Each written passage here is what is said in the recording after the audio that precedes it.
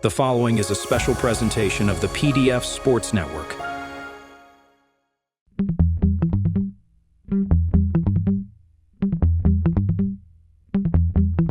You know, I'm right. The podcast that uncovers the origin stories of some of the biggest names in sports, media, and entertainment. Nick Durst here, along with Joe Calabrese and Joe. It seems like it's a rite of passage for all SNY on-air employees to join the You Know I'm Right podcast, and we're going to keep that trend rolling along here today. I'm coming home. I'm coming home. Tell the world I'm coming home. Yeah, she recently moved back home. She's with SNY now. She bounced around a little bit before then, but we're really happy to have her on. Niki Lattarulo. Niki, welcome to the show. How are you? Hello, good. How are you guys? Thank you for having me. Excited to have you on here. And like we said, so many SNY greats have joined us, and you get to join that list here. So we are going to get right into it with what we do with all of our guests, talk about the beginnings here. So Joe, take it away. What was it like growing up in northern New Jersey? And as somebody who recently moved to Jersey City last year, I moved to Jersey City right outside the Holland Tunnel.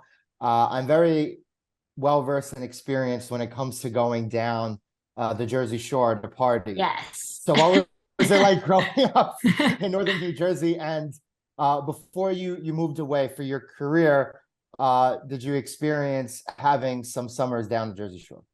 I did. I actually grew up always going to Belmar, Spring Lake, Seager, all those places with my family. It's not that close. It's like an hour and 15 minutes from where I live. My mom always had us up and at 'em at like 6 a.m. to go down the shore for just the day because we're big beach people. And then obviously as I got older, I would leave my family behind and go do the DJs and Bar A and Parker House and all those things. But I really only got one summer of that because I turned 21 the beginning of my senior year of college. So I was kind of young. So I only had that one summer right after graduation. And then I moved to Texas in July. So I had like May and June to get all of my Jersey partying out of my system. And then I moved. But I still, now that I'm back, I'm like, okay, at least I've still got some more years of being a Jersey girl and getting that out of my system while I'm like an adult. But it's really fun. I love the Jersey Shore. Nothing compares to it. I got to say, being landlocked in Texas and in Tennessee was not good for my beach personality.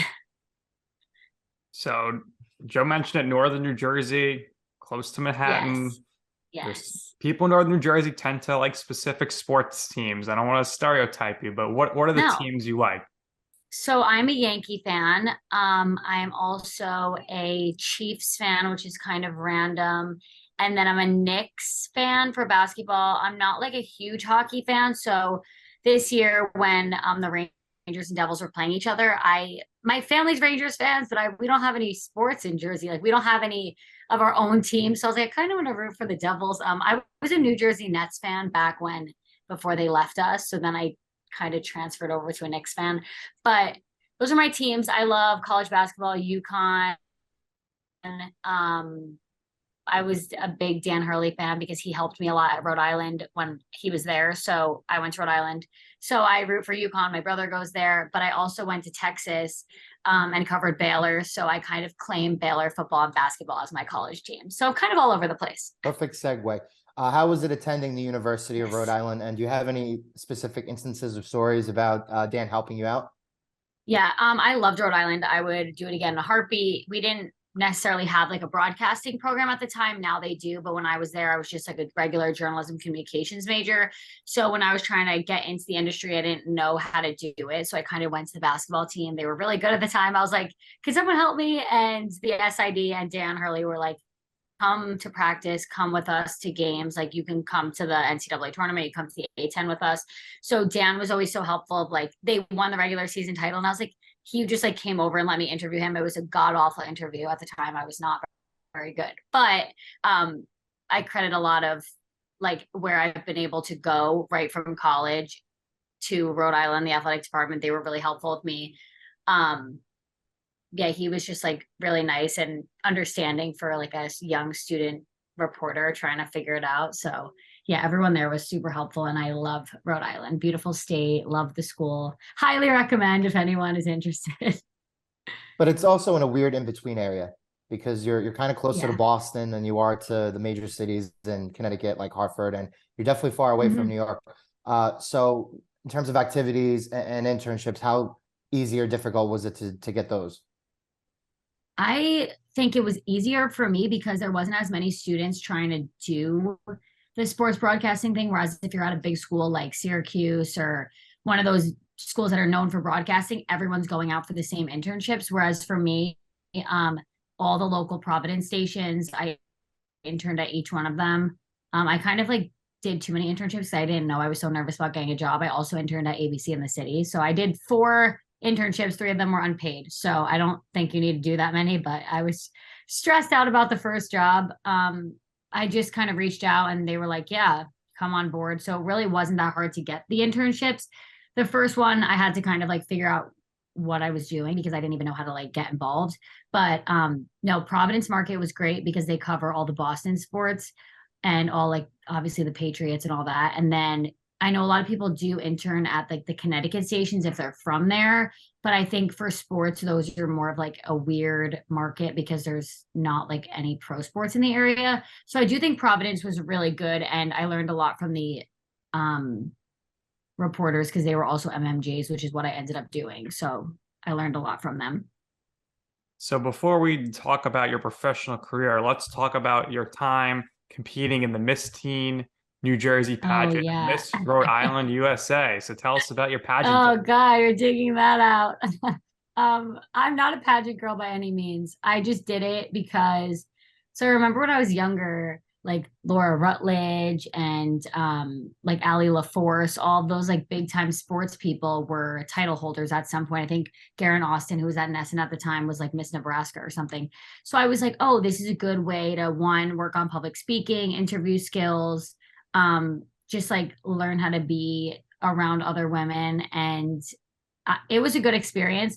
I again, I'm not like a pageant girl. I didn't grow up like in the South where that's a big thing, but doing it in New Jersey and Rhode Island, I actually met like some of my best friends now that were like my roommates at the pageants. And then I actually won the interview award in the New Jersey pageant, which was good because I was like, okay, at least and that's something that will help me like my interview skills and things like that. So that was good, but that was short lived. I did 2 pageants and I was like, I don't know, this is expensive and not necessarily my thing, but I do think it helped me with public speaking and interacting with other people and interviews and things like that. So maybe I'll be in a pageant again one day, but as of right now, I don't see that in my future. So when did you see your future crystallizing in the sense that you wanted to pursue a career in sports broadcasting? Was it before college or was it during college when you realized that? No, it was when I was like 8 years old. So like when I was really young, I loved Kim Jones. She was the Yankee clubhouse reporter.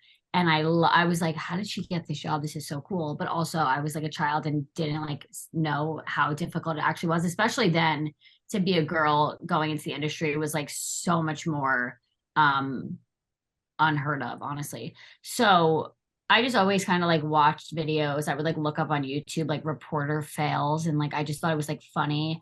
And then I think it was I don't know what year it was. The Yankees had won like the ALCS or something and Derek Jeter like poured the champagne on Kim's head and I was like, I have to do this. Like this is what I need to do.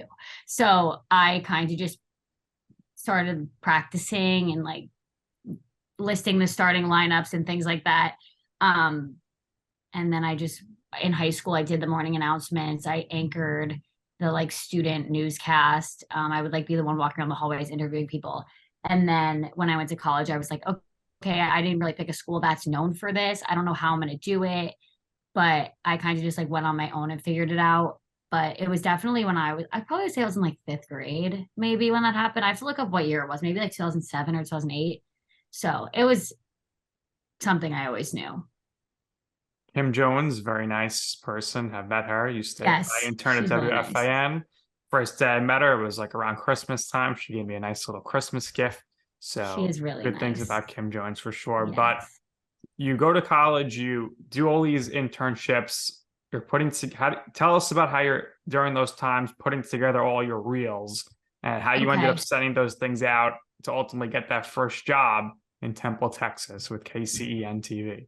Yes. So my reel was mostly from my student reporting. So my junior year, I started student reporting for the Good 5 Cent Cigar, which is the student newspaper.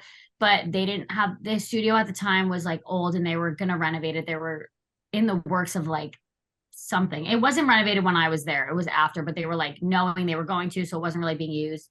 Um, so I did the student newspaper, student newscast, and then, but none of that stuff like looked good enough to honestly put on a reel. So I borrowed a camera from the film school and I would just go to the practices, media availabilities, games, and just like shoot stand-ups and like try to interview players when they came out. And then I used some of that for my reel. But my senior year, the athletic department brought me on as like their actual like website reporter. I wasn't getting paid or anything. I wasn't getting any credits, but it was just like good for they always credentialed me and it was good just to like learn. So a lot of that stuff was used for my reel, and then a couple things for my internship at WPRI when I traveled with them for Patriots and stuff. And then also, what's the NBC station? WJR. Frank Carpano is the sports director. He would let me come in whenever I wanted to do anchor reads in the studio. So a lot of that was on my reel. So kind of just building relationships with those people to let me like use the equipment. The reporters would always help me like get in focus for my look lives, like the reporters from the station. So my stuff looked good. And then how I got the job, I kind of went on a Facebook group with all girl reporters. And I was like, does anyone know of any sports openings? And I did go on a couple of interviews to like places that were really small markets. And I was like, I just don't think I can do this. Like, I'm from New Jersey. It's such a culture shock. I was like, I don't know if I can go to like North Dakota or Louisiana. And like nothing against any of those states. But when I went on these visits, I was like, I know I'm going to want to come home. So when someone reached out and said that the Waco market had a number 3 sports person, which was half news and half sports, I didn't want to do news, but I was like, Waco is good for a first market, has college football, has big high school football. It seemed like a good place to be as a 21-year-old.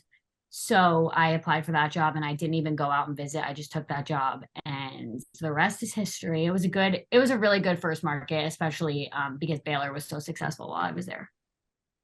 Smart thinking. And then eventually you got to Nashville, which is Yes. one of the more fun cities in the country. I got to Yes. visit it last year for the first time and I loved it. So you moved to Nashville, you got to work for WSMV.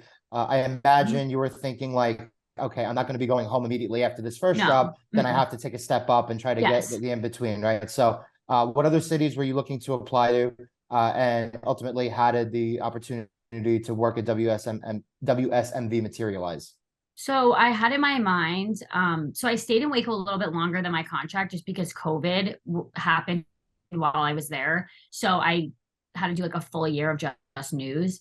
So I stayed like 2.5 years in Waco and I was like, if I can't go home, because I knew I wasn't going to come to New York, the number 1 market, as a 23-year-old. Like I wasn't trying to get home. I was just trying to get somewhere with an airport, which Waco didn't have like a major airport that you could fly directly home. And somewhere that would be fun to live in. So like my work-life balance was a little bit better than it was in Waco. So I didn't really interview at a lot of places. It was like Nashville kind of came up early on in looking for jobs. I think I got that job March and my contract was up in May. So I went there for an interview, loved it, and just like accepted the job. I didn't really look around because I was like, what's going to be better than Nashville? There's NHL, there's SEC, there's NFL. I was like, there's nothing that is missing here other than MLB, which is my favorite. But I was like, I'll eventually cover that. And it's so fun to live here. Like it won't be an issue with the work-life balance. And it was so fun. I worked on weekends, but it was still so fun. Like I made really good friends. And yeah, it was tough to leave there because it was so fun. But I obviously was like, if I have the opportunity to go home, I can't not go home. But Nashville is so fun. Like one of the best places to live. All right. So Nashville, you had a great time. And Joe had a great time there last year as well. But there's nothing like the Big Apple here in New Jersey. As both you are in New Jersey now, work in Manhattan. So how did you hear about the opportunity for SNY? Who did you speak to in order to get your name thrown in there? And ultimately, how'd you make it all happen? And what was the move like back up north? I think it's always somewhere that I've had my eye on just because it's a regional, which is doable at like a younger age rather than being like, oh, I'm going to go immediately to CBS and be like their main sports person. Like a regional, I always knew would probably be my next step if I can find one that fit with what I wanted to do. And obviously I always wanted to come home. So I always have my eye on SNY, especially because they cover everything. It's not just like, okay, just the Mets, or like just, because some regionals are just like one sport and then there's all paid programming during the other times of the day. Like this is a place where you get reporting experience, you get studio experience, and you're in New York. Like you honestly can't beat it. So yeah, I kind of was always had my eye on them, and being from around here, kind of like I knew people and like, you know, so there was a magazine that I was on the cover of for my hometown, not my hometown, my home county, 201 magazine. And when that magazine came out, like a lot of people, I got more in contact with people because people around here were seeing me rather than just people in Texas at the time.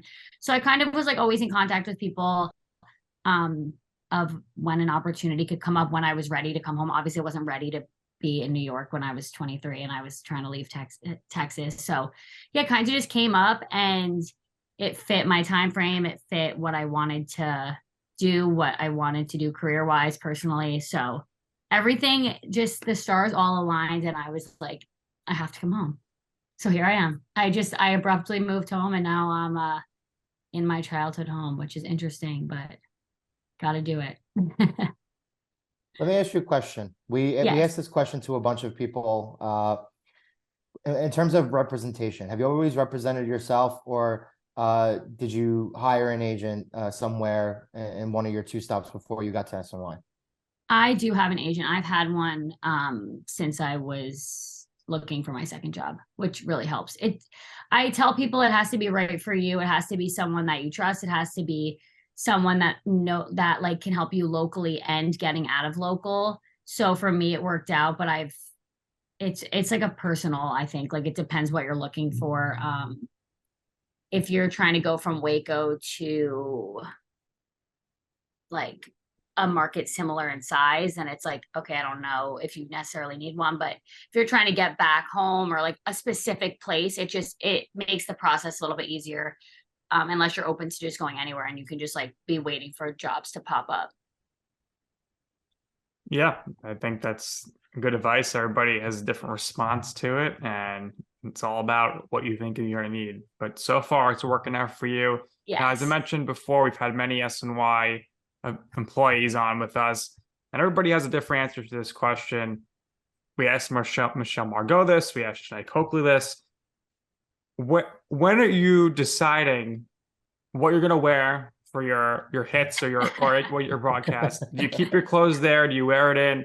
Hair and makeup, what's your process there? Michelle said she's got a hair and makeup, her outfit all ready to go before she leaves her house and she gets there. Janae says she just comes in and then she figures it out and decides everything at the studio. We talked to Sal Licata about his suit selection and John Harper. They said they leave it there, they decide there. So explain to us your whole process there, getting ready for a show. Okay, I'm new. So like for me, my hair and makeup is done when I come in. Like I have to leave for work in a little bit. So I already got ready. My outfit's laid out just because one, I don't have that much studio clothing yet because in my last two jobs, I was mainly like field reporting. Mm-hmm. So I'm still trying to figure out like what looks best in the studio there when I'm sitting, when I'm standing up. Do I want to be in pants, a dress? Like I'm still trying to figure that out.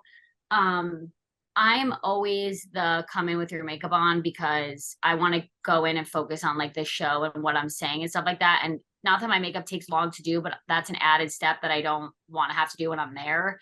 Or like, what if something comes up and I need to be in studio? It's different now because I'm not at like a news station, but when I was at a news station, like breaking news could happen anytime. I guess breaking news can happen here, but in local TV, it was just me. I was the only one producing, editing, shooting. So like I needed to be ready because anything could happen. I could be sent out to something. So I also have like a little bit of time anxiety. Like I'd rather just be ready and not have to worry about it. I don't go in my outfit just because I don't want to be walking around or on public transit in like a dress and heels. Right. Yep. Just because like, I don't know, I get sketched out. I'll always come in like leggings and like a t-shirt or like a sweatshirt or whatever, just whatever I feel most comfortable in and most covered up in on like public transit. And then I have like a rolling suitcase, which people have already started making fun of me for. They think it looks like there could be like a dog in there or something. But that has like my shoes, my dress, my makeup, hair stuff, just so I don't have to carry it back and forth, or I don't want to buy a whole separate makeup and hair thing to leave there. So I just bring it back and forth in like a rolling bag. Like bringing out my competitive cheer days where I had like the rolling suitcase of all my stuff. So that's what I do. I think as I get more comfortable, I'll be like, oh, I could just do my hair when I get there or whatever. But right now, I am fully ready. It's also kind of a long commute. So I have to obviously fix my hair and makeup when I get there. And I don't go on till 11 p.m. So my hair being done at 1 o'clock doesn't last as long, but I think I'm just used to having everything on for like 12 hours just from local TV, the long days. Yeah. So what time, if you're doing a bunch of different roles there, if you're doing sports at 11, what time are you getting there? And how's the snack situation looking in the break room? I think it depends. I know some people don't need that much time when they get there. I need to leave early because it takes me like an hour and a half to get there just with traffic and everything. It's like so bad.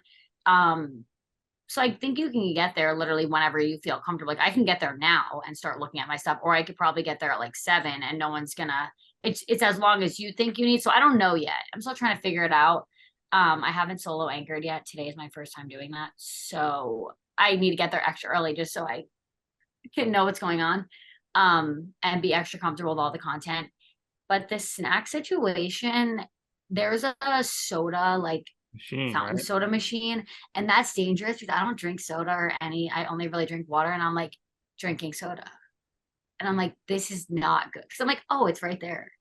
And there's snacks, there's like good snacks like Cheez-Its and all the good stuff, but I don't really, I'm not a big eater before I go on air, which is probably something I need to figure out. But I don't want to, I get anxious and then I get like nauseous. Well, that'll all change for you when the Mets are playing at a 10 p.m. game on the West Coast, and you're going to be going on at 1:30 in the morning. Literally, then I'll be hungry. Having the sodas. But exactly. Thanks for sharing that behind the scenes insight there. We asked the hard pressing questions. Exactly. For sure. So if you could interview any athlete or maybe non-athlete, a celebrity or reality TV show star, who would it be? It's a good question. When I was younger, if you'd asked that question, I would have said A-Rod because he was like my favorite of all time. But now I'm like, it's too basic. Like that's a good answer. I would love to interview him just because there's so much more to him than like baseball. Like there's so many things I'd want to ask.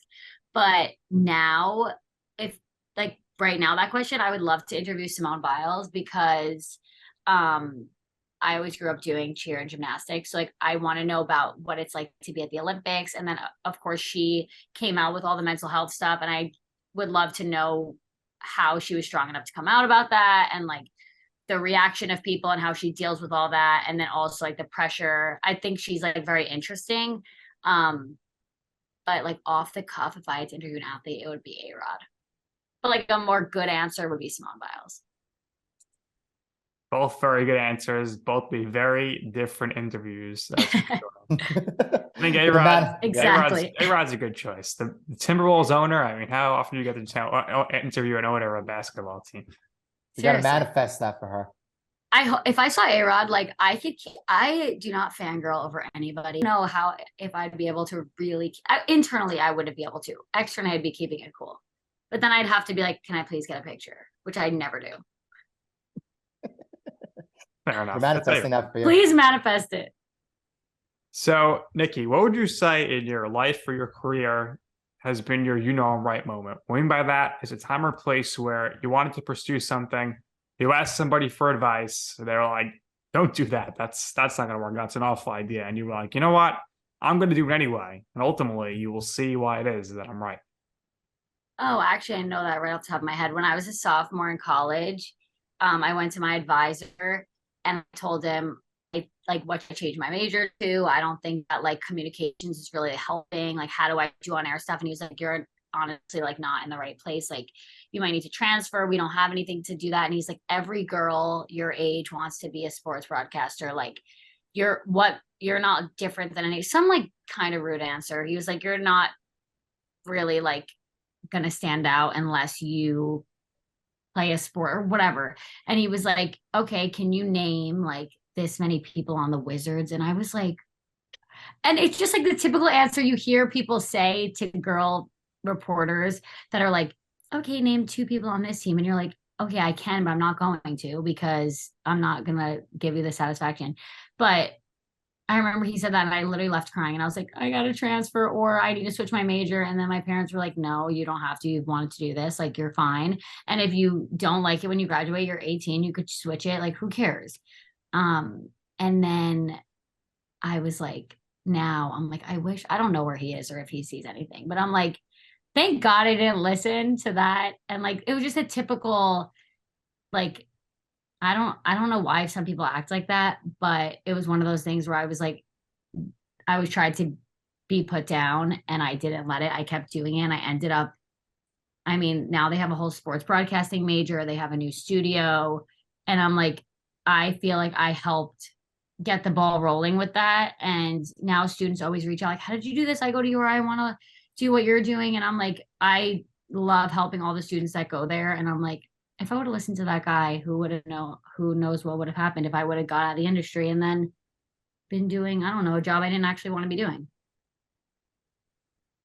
Niki, we thank you for your time so far. We Yes. appreciate it. Now that you're back in New York, Nick and I, we know the best places in and around the city to get food. Yeah. I know you're a Jersey girl. You're probably used to Jersey places, but you're going to be in Manhattan more. So you let us know. We know the best pizza spots. If you need late night Chinese food, we're more than willing to help you out with that. Last question from me. And I'm going to be honest, I cheated a little bit because it's on your Twitter. So I tend to be more of the spiritual person and the astrology person between the two of us, which is a little odd. Usually it's not really a guy's thing. Again, I saw your birthday on Twitter, so I can't answer this question. So I have to defer to Nick. And Nick, you're going to have to guess this one. What do you think Niki's zodiac sign is? Oh I'm not my a big God. zodiac signer, but Do you want a hint, Nick? I'm going to say Leo. that's How do true. you- how do you- Am I right? No, you That's definitely two guesses in a row, and I nailed it.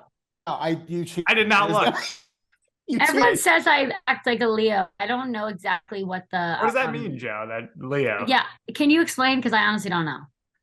Okay, so Leo is the 5th zodiac sign. It's a fire sign. It's a fixed sign.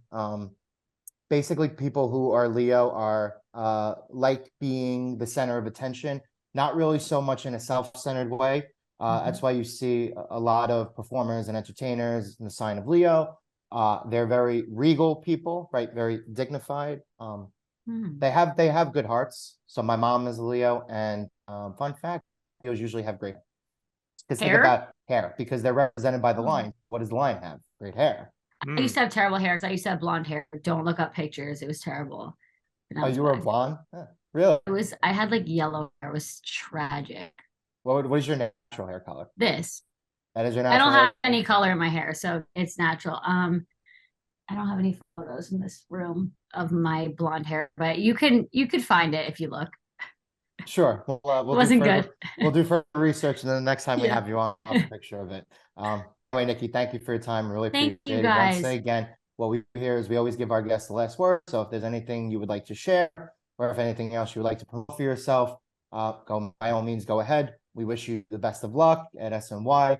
Hopefully, again, we'll have you on soon, just like the rest of the SNY staff. And we wish you the best of luck. Thank you guys. I really enjoyed being on here, and we will chat soon. I'll definitely hit you up for the food recommendations. I'm not a big foodie, but I have to now that New York food is much better than Texas and all that jazz. Texas has good barbecue food, doesn't it? It does, but I don't really eat meat. Okay. So I'm like, Like the okay, pizza. The pizza, yeah. the pizza wasn't good in Texas. No, No, of course not. Oh, okay, yeah. So I just eat like bagels and pizza now. I have to get it all. I have to eat all of it, and then I'll start being healthy. Fair enough. So, Niki, we wish you the best of luck. If you're in Thank you. DJs this summer, you'll probably run into Joe. So the two of you could have a blast down there. You got to get down there before you get too recognizable. I have to start. Before you get too recognizable and everyone swarms you. But that's going to do it here for this episode of You Know I'm Right.